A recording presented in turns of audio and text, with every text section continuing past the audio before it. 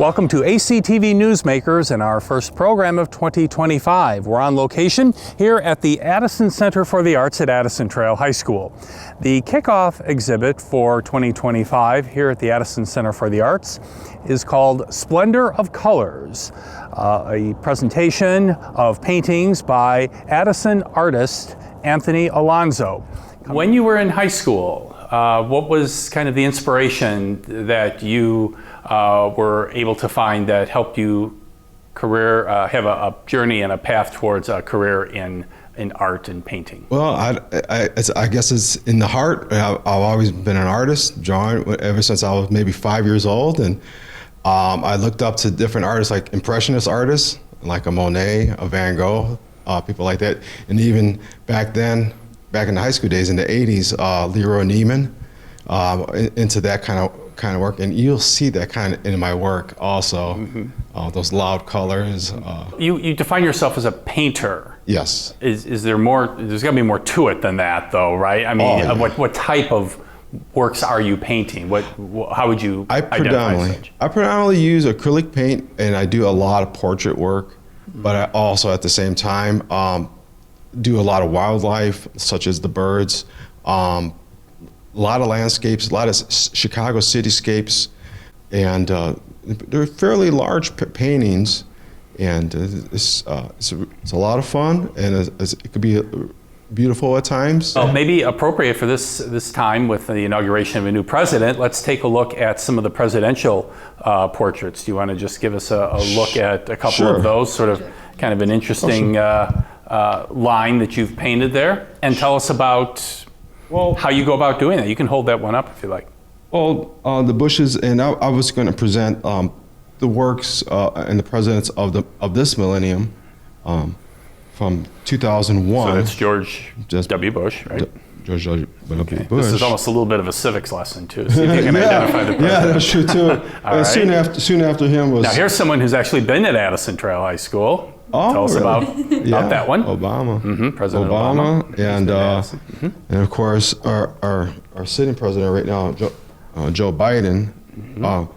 I passed before that. After Obama, it was Trump. After Obama, of course. Right. And now are they hard to capture? And what do you use as a model or a form? Do you look at just contemporary images, appearance in the press, for example? Yes, whatever images that they can provide, I'll utilize that, and I use multiple pictures to capture them and see what I can do with it. And of course, I make it my own with their clothing. Each president represents their whether they're Democrat or Republican. So as a Republican, I will put a red tie on them. Democrat, I will put a blue tie on them, and that goes down the road with the other presidents I've done. But do you take a little liberty with perhaps their facial expression? I mean, are they smiling? Are they not? Is the brow raised? Is the jacket kind of crumpled up a little bit? Do you take a little artistic freedom when it comes to that? You bring that up, and I'm thinking about wrinkles in the face. Okay, yep. So the latest painting that we don't have here, but it would be shown during the exhibit. He's got a little extra more wrinkles in the face. It's a little older. Time wears them down. That's in the stress of the job. Definitely. Now you also have some bird images. You have one there, and I believe this is going to be a major part of your exhibit that's coming to Addison. Yes, absolutely. Absolutely. Birds are beautiful creatures, and I just love them. Do you go out then outdoors in nature to just kind of take it all in first, or do you go out and actually sketch? Do you do your work outdoors when it comes to birds? I don't do too much of that, but I'm outdoors a lot. Mm-hmm. I enjoy this area of DuPage County, go to the forest preserves and things like that, and I see birds all. You go right across the street and you'd see them. Yeah. At the nature so center. they're everywhere. Mm-hmm. I have bird feeders around my house. Okay. I get a lot of birds coming in from all kinds. Yeah. And they're surprised. They're just a surprising blessing to me. Is it easier to do a quick sketch of something first and then commit it to? You were in canvas or paper or what? The final production of the painting is on canvas. But yes, it always starts with a drawing. Yeah. And sometimes many drawings before you get to the final stage. Do you keep a sketch pad with you? So maybe you're out at the grocery store and something catches your eye, or I got to get quick, write that down. Like a person would take a note for something. Something like that. If I'm traveling for our places, I'll bring my sketch pad because it's always ongoing, I guess. Right. Is there a bird that you haven't captured yet that you're looking forward to do a painting of? I haven't seen the I don't know, yellow-bellied sapsucker or a particular kind of bird that you want to catch someday. It's a really good question because I've been wrestling and struggling with the peacock. And I have ideas, but I don't want to do it yet because I don't want it to be lame. Well, that's great. How about anything else? We have presidents and birds. You couldn't ask for two polar opposites of each other. Anything else that you're looking for? Before the birds, I was way into cityscapes. Oh, okay. And a little bit of a seascape kind of thing. And I would probably revert back to that a little bit. We have a beautiful city right out here in Chicago. Oh, matter of fact, I remember what I'm going to do. Okay. There's 3 paintings I want to do. Sure.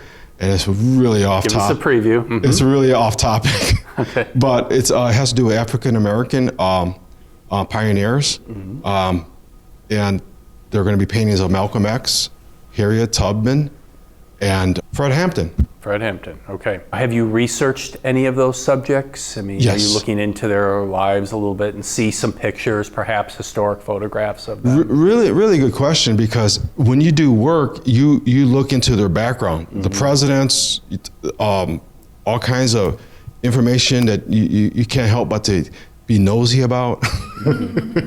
and learning even about the birds, different things, the anatomy of the bird. We just saw a feather right here in the building here. The hollowness of the feather, because even like the owl, you can't hear an owl come in on a prey. They're hollow with the wings, and their eyes. They have different lenses to where it can block debris from their eyes and. Yeah. Different things like that, and they can zone in, different things like, it's just an amazing design of an animal like that.